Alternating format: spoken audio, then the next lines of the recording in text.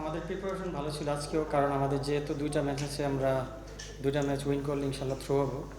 তারপর ওই কোয়েশনের ব্যাপার আছে, তো ইনশাল্লাহ আমরা আশাবাদী, কারণ এখন ব্যাটসম্যানরা বোলাররা সবাই খুব ভালো টাচে আছে।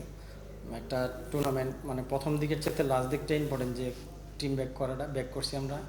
তো আশা করি ইনশাল্লাহ দুইটা ম্যাচ ভালোভাবে উইন করলে সেকেন্ড রাউন্ডে কনফার্ম হবে। ঢাকায় কি একটু কন্ডিশন আলাদা দেখতে পাচ্ছেন? গতকালও হাই স্কোরিং হয়নি, লো স্কোরিং ম্যাচ প্রিপেয়ার করা হয়েছে, স্পিনার সর্বোচ্চ পাচ্ছেন, বল কিছু আনইভেন হচ্ছে। সেই দিক থেকে একটু কি কনসার্ন কিনা, এবং উইকেটটা তো আমরা দেখে বুঝতে পারি যে আসলে একটু চেঞ্জ হয়েছে। আসলে সত্যি কথা বলতে মানে ঢাকায় সিচুয়েশন এক এক দিন এক এক রকম থাকে। যেমন আজকে যদি দেখি একরকম, কালকে দেখবো আরেক রকম হয়ে যায়। তো ওটা নিয়ে প্রেডিক্ট করা বা ই করার কিছু নাই। তো যদি আল্লাহর রহমতে আমরা আমাদের মানে বেস্ট অ্যাপ্লাই করতে পারি, তো ইনশাল্লাহ রেজাল্ট ভালো আমাদের দিকে আসবে আশা করি। লাস্ট ম্যাচ আপনারা 22 তারিখ খেলেছেন, আবার নেক্সট ম্যাচ 29, অনেক বড় একটা গ্যাপ, মানে ফ্র্যাঞ্চাইজি টুর্নামেন্ট, একটু কি হৃদয়ের আবেদন অনুযায়ী এত বড় একটা gap? এটা সত্যি কথা বলতে একটু হয়, কারণ কি একটা ফ্লোতে থাকলে না, একটা বড় ব্রেকে তো মানে আবার নতুন করে শুরু করতে হয়, একটু ইয়ে আছে। তারপর ওটা আসলে পজিটিভ দিক হলো যে এই মানে একদিন পর পর গেম থাকে, রিকভারির জন্য এটা ভালো অপশন। যে দেন রিকভারি, দেন প্র্যাকটিস, যার যার মানে প্রবলেমগুলো আছে ওটা রিকভারি করা বা যা ঠিক করা যায়। ভাই, মিঠু ভাই যেমন বলছিলেন যে আমরা সুযোগ এখন আছে, বাট স্টিল দেখা যাচ্ছে আমরা যদি দলে যেতে না, অন্যদের রেজাল্ট দেখলে কারেন্ট একটা কমপ্লেক্স একটা সিচুয়েশন। এই সিচুয়েশনে আসলে মাঠে নিজেদের পারফর্ম করাটা আসলে চ্যালেঞ্জ একটা বেশি হয়ে যায় কিনা, যে অন্যদের দিকেও তাকাতে হবে জিতার পরে। আসলে সত্যি কথা বলতে মাঠে নামলে না ওগুলো কোনো কিছু মাথায় থাকে না, নিজের কাজটা অ্যাজ এ প্রফেশনাল আমি কি আমার ওই সিচুয়েশনে আমার কি কাজটা ওটা নিয়ে আমরা ফোকাস থাকি। তো এন্ড অফ দ্য ডে দেখা গেছে যদি আমি আমার কাজটা প্রপারভাবে করতে পারি, রেজাল্ট অটোমেটিকলি পজিটিভই আসে। তো ওই ক্ষেত্রে দেখা গেছে যে যার যার কাজটা নিয়ে থাকি। তো মানে ওইসব সিচুয়েশনে মানে পাবলিক হোক বা হোক এগুলো মাথায় আসে না। এই টুর্নামেন্টে আপনার আসলে ব্যক্তিগতভাবে কিছু পাওয়ার আছে, এখন কি পর্যায়ে আছেন? যে অবশ্যই আমি আমার নিজের বেস্ট ট্রাই করতেছি ভালো করার। আর প্রত্যেকটা প্লেয়ারের ইচ্ছা থাকে যে নেক্সট ডে আরও ভালো আসুক। তো আমার ইচ্ছা যে ইনশাল্লাহ ভালো করে যাতে নেক্সট ইয়ার, কারণ এবার আমি পরে টিম পাইছি। তো আশা করতেছি যে আরও দুইটা খেলা আছে, ভালো করে যাতে নেক্সট ইয়ার আমার এরকম সাফার করতে না হয়।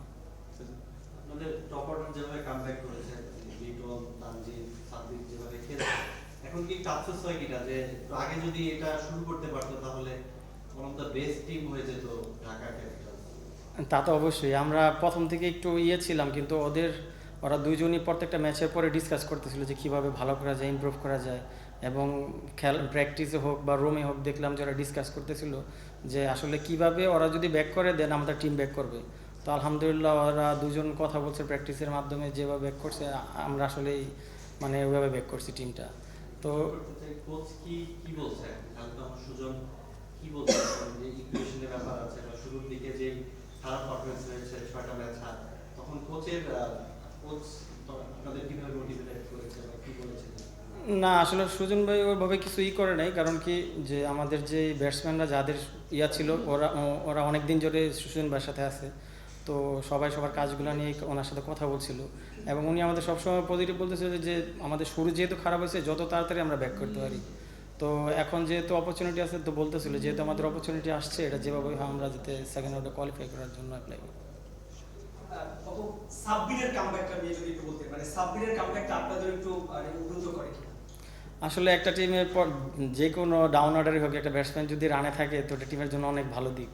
আর ও তো মাশাল্লাহ খুব ভালো মানে এখন ব্যাক করছে ভালোভাবে, আবার খুব ভালো হিটার, মানে আশা করি যে অল্প বলে অনেক বড় একটা রান করে দেয়।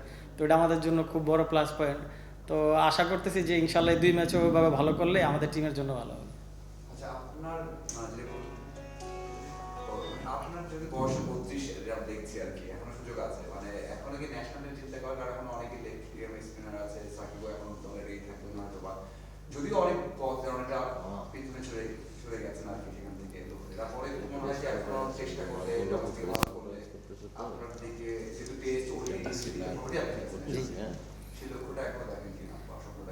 না, আমি ওই আশাই করি আমি ইনশাল্লাহ আবার ঢুকবো, কারণ আমি দেখেন লাস্ট 3 বছর ধরে জাতীয় লিগে হাইস্ট উইকেট টেকার হয়েছি, বিসিএলে হাইস্ট উইকেট টেকার হয়েছি, দেন প্রিমিয়ার লিগে আমি থার্ড হাইস্ট উইকেট টেকার হয়েছি। তো আমি আমার দিক থেকে আমি চেষ্টা করতেছি যে আমি যাতে যখনই সুযোগ পাই কাজে লাগে। এটা সিলেক্টারদের ব্যাপারে, ওনারা যদি নেয় ইনশাল্লাহ আমি চেষ্টা করবো আমার সর্বোচ্চ দিয়ে দেশের জন্য কিছু করার। হাইস্ট উইকেট টেকার হয়েছে, কিন্তু আপনি কোন জায়গাটা ডেভেলপ করতে দরকার বলে মনে করেন? আপনার তো অবশ্যই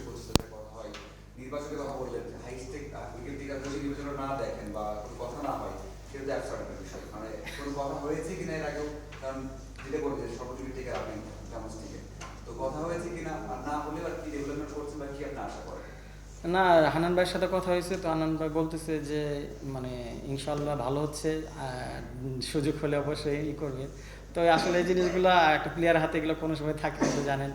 তো আমাদের কাজ থাকে ভালো করার। তো আর সর্বপ্রথম আল্লাহ তো আছে, আল্লাহ যদি চায় অবশ্যই হবে ইনশাল্লাহ।